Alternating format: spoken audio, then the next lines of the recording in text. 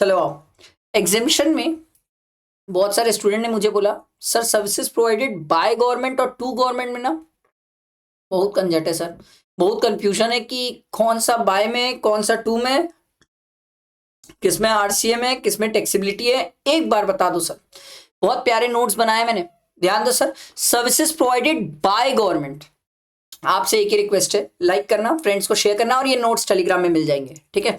Services provided by government, government ने services provide किया in relation to municipality, panchayat, municipality और panchayat exempt है। Government अगर सर्विसेज प्रोवाइड कर रही है इन रिलेशन टू म्युनिसिपैलिटी और पंचायत एग्जिम्प्ट है, पर ध्यान रखना इसमें district mineral foundation trust municipality में कवर होता है और रेरा भी म्युनिसिपैलिटी में कवर होता है, ध्यान रखने वाली चीज है सर। फिर सर्विसेज गवर्नमेंट प्रोवाइड कर रही है सॉवरेन सर्विसेज सर, ठीक है। Sovereign services other than sir department of post, ministry of railway, transfer of goods और पैसेंजर और any other services to business entity. Sir ये वाला एग्जेम्प्ट नहीं है, ये टैक्सेबल है सर। सर ये टैक्सेबल है, और अगर ये टैक्सेबल है तो कैसे टैक्सेबल है सर? आरसीएम पढ़ के आए हो? अच्छा, एक मस्त वाली बात याद दिलाता हूं, ध्यान से सुनना, बहुत इंपॉर्टेंट है, बहुत ज्यादा इंपॉर्टेंट है, ध्यान देना सर। हमने क्या है, एक चीज मस्त सीखी है sir, services provided by government to business entity RCM होता है, यही सीखा है हमने। अब ध्यान दो ना, ध्यान देना सर, मैं आपको कुछ सिखाना चाहता हूं। सॉवरेन सर्विसेज है, ठीक है, अदर देन ये सब services, department of post, ministry of railway, transfer of goods and passenger या any service to business entity, इसके अलावा बाकी सब सर्विसेज एग्जेम्प्ट है, बाकी सब सर्विसेज एग्जेम्प्ट है। सर ये जो आप सर्विसेज बता रही हो ना, हम लोग कहीं सुने हुए हैं, हाँ, रिवर्स चार्ज वाले चैप्टर में सुने हो सर। रिवर्स चार्ज में आपने ये सीखा है सर कि गवर्नमेंट अगर बिजनेस एंटिटी को सर्विसेज प्रोवाइड करती है तो आरसीएम होता है, बट सर वहां पर 4 ऐसी सर्विसेज है जो गवर्नमेंट अगर बिजनेस एंटिटी को प्रोवाइड करती है तो आरसीएम नहीं होता है, फॉरवर्ड चार्ज एप्लीकेबल होता है और टैक्सेबिलिटी होती है। मैं आपको नीचे दिखाऊंगा, देखना भी, रुको। Post card, inland letter, book post, ordinary post सब एग्जेम्प्ट है, but ordinary post less than 10 grams होना चाहिए, याद रखना, सिर्फ ऑर्डिनरी पोस्ट के लिए लिमिट है, बाकी सब के लिए ग्राम्स की लिमिट नहीं है sir. Speed post, registered post, express parcel post, life insurance, agency services, ordinary post अगर 10 ग्राम या उससे ज्यादा रहा तो टैक्सेबल है, ऑर्डिनरी पोस्ट के लिए ग्राम की लिमिट है। अब देखो मैंने चार्ट बना के प्रोवाइड किया क्योंकि बहुत सारे स्टूडेंट इसी में कंफ्यूज थे। गवर्नमेंट अगर किसी बिजनेस एंटिटी को सर्विसेज प्रोवाइड कर रही है तो पहले चेक करो क्या बिजनेस एंटिटी का टर्नओवर एक्सीड करता है सर। अगर बिजनेस एंटिटी का टर्नओवर एक्सीड किया तो बात करेंगे, और अगर टर्नओवर एक्सीड ही नहीं किया, बिलो द थ्रेशोल्ड लिमिट है सर, तो एग्जेम्प्ट है। मतलब बिजनेस एंटिटी छोटी है, छोटी बिजनेस एंटिटी है।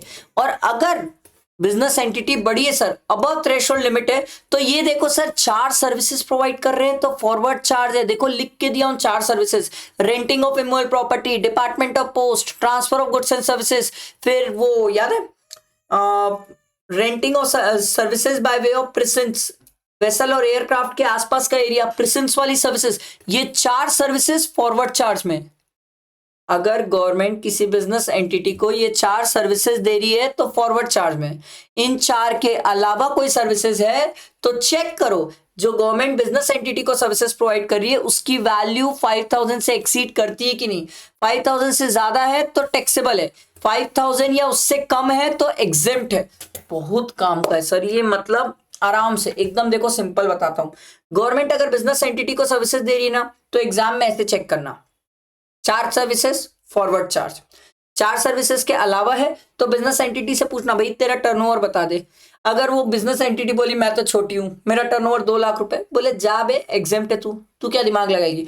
पर अगर तेरा टर्नओवर एक्सीड कर रहा है तो फिर बिजनेस एंटिटी को पूछना कि गवर्नमेंट ने जो तेरे को सर्विसेज दी है क्या उसकी वैल्यू 5000 से एक्सीड करती है कि नहीं।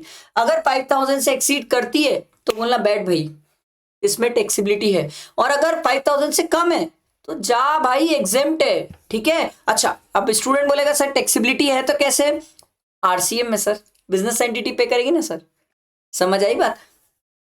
मैंने ना रेगुलर क्लासेस में स्टूडेंट को बताया भी था सर, ये 4 सर्विसेज फॉरवर्ड में क्यों है पता है, इसका लॉजिक है।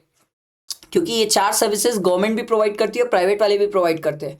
आप समझो प्राइवेट वाले आरसीएम में दे, प्राइवेट वाले फॉरवर्ड में दे, गवर्नमेंट को आप बोल दो कि आरसीएम में करवा दो, मतलब गवर्नमेंट जन्नत की जिंदगी जी गए, प्राइवेट वाले मर जाए बेचारे। प्राइवेट वाले फॉरवर्ड में पूरे कंप्लायंसेस करे और गवर्नमेंट आरसीएम में मस्त एंजॉय करे, रिसिपिएंट को बोले तू निपट लेना। इसीलिए पैरिटी लाने के लिए, गवर्नमेंट और प्राइवेट के बीच में पैरिटी लाने के लिए इन 4 सर्विसेज को फॉरवर्ड में रखा गया। समझ आया? ये इसका लॉजिक था, ठीक है, जो मैंने क्लासेस में बताया था। फिर सर गवर्नमेंट अगर दूसरी गवर्नमेंट या लोकल अथॉरिटी को प्रोवाइड करती है सर्विसेज तो एग्जेम्प्ट होती है सर। ओल्ड एज होम से रिलेटेड प्रोवाइड करती है जहां पर सर एज 60 ईयर्स और मोर हो और कंसिडरेशन अप टू 25,000 हो। अच्छा 25,000 पर मंथ पर पर्सन है, पर इसमें एक बात ध्यान रखना, इंक्लूडिंग बोर्डिंग लॉजिंग मेंटेनेंस सब कवर होता है ना सर 25,000 में। अलग अलग चार्ज मत करना, सबको मिला के एग्रीगेट चेक करना, ठीक है। अगला sir government ministry of railway अगर इंडिविजुअल को ये 4 सर्विसेज दे रही है तो एग्जेम्प्ट है। Sale of platform ticket, waiting room, retiring room, आप एक बार रेलवे स्टेशन चल जाओ ये चारों चीजें मिल जाएगी। Clock room services, battery operated car services, जो मतलब ज्यादा चल नहीं सकते इधर से उधर स्टेशन में, उनके लिए ये होती है सर। जनरली बड़े बूढ़े लोगों के लिए होती है सर, ठीक है। इंटर जोन डिवीजन, सर ये तो एक आम आदमी को पता भी नहीं चलेगा सर, क्योंकि मिनिस्ट्री ऑफ रेलवे के अंदर 2 अलग अलग जोन होते हैं, ये 2 अलग अलग जोन आपस में सर्विसेज प्रोवाइड करते हैं, तो ये एग्जेम्प्ट है। ये आम आदमी के परे होती है सर, ये भी आम आदमी के परे होती है, बट इसको सुन लो ये होती क्या है।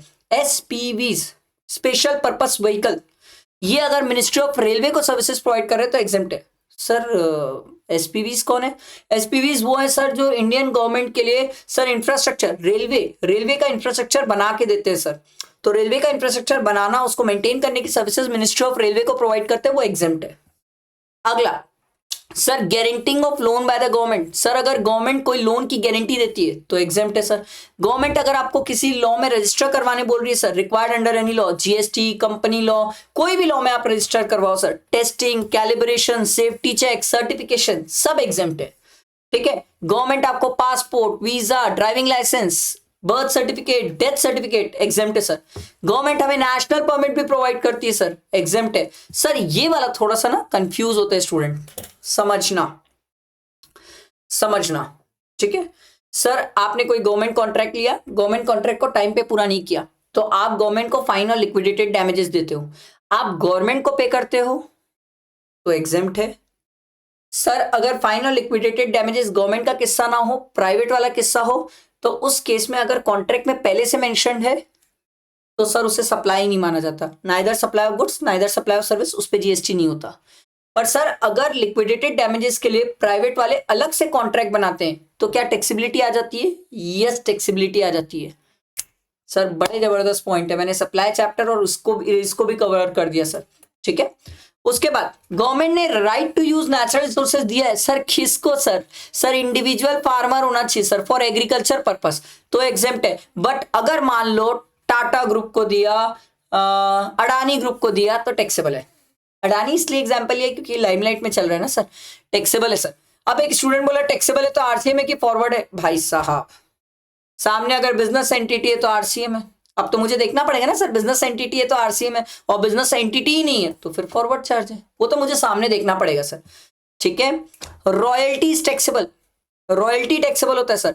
Access royalty collection contractor, state government services provide करती है, स्टेट गवर्नमेंट जो सर्विसेज लेती है sir excess royalty collection contractor की, वो टैक्सेबल होती है, ध्यान रखना। Merchant over time charges exempt है सर। ये रहा excess royalty collector sir, services to excess royalty collector ये एग्जेम्प्ट है। स्टेट गवर्नमेंट वाली वो जो होती है वो एक टैक्सेबल होती है, वो दूसरी है, आप उसको छोड़ दो, वो इग्नोर कर दो।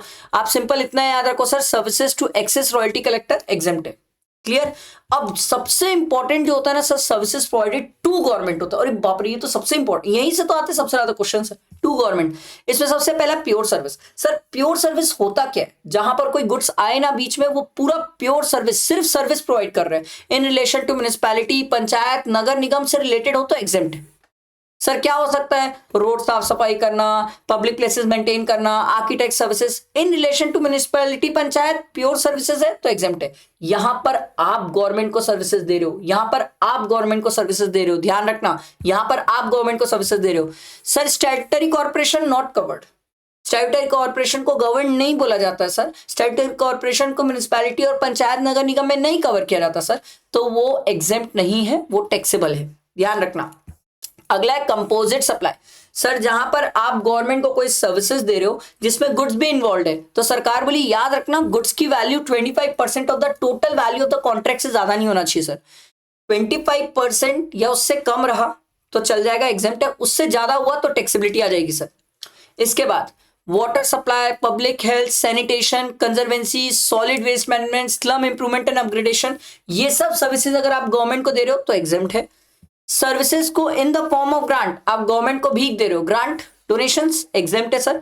Sir fair price shop, sir उसको राशन की दुकान बोलते हैं सर, एग्जेम्प्ट है सर।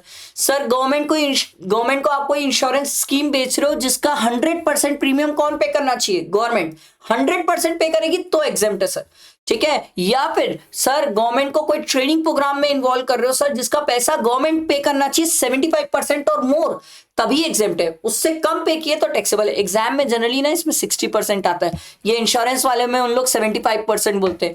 कुछ चीजें ना एग्जाम में एकदम गिनी चुनी है जो आता ही है, इन लोग क्या करते हैं वैल्यू ऑफ गुड्स में ये 25% है ना, यहाँ गुड्स के बदले सर्विस लिख देते हैं कि सर्विस 25% है तो टैक्सेबल है। ऐसी कुछ चीजें जो एग्जाम में क्रिस्टल क्लियर हर बार आपको रिपीटेड दिख जाएगी, हर बार, मतलब इतनी रिपीटेड है ना कि एक स्टूडेंट देख के भी समझ जाता है कि अरे यार ये तो टैक्सेबल है और ये एग्जेम्प्ट है। आया समझ, बैठा दिमाग में? ये मैंने आपको बहुत अच्छे से पूरी गवर्नमेंट की टू और बाय सर्विसेज कवर की, एग्जेम्पशन वाली भी कवर कर दी, हर चीज कवर कर दी। इसके बाद भी अगर कोई डाउट हो तो पूछ लेना, लाइक करना, फ्रेंड्स को शेयर करना, ठीक है। चल, थैंक यू।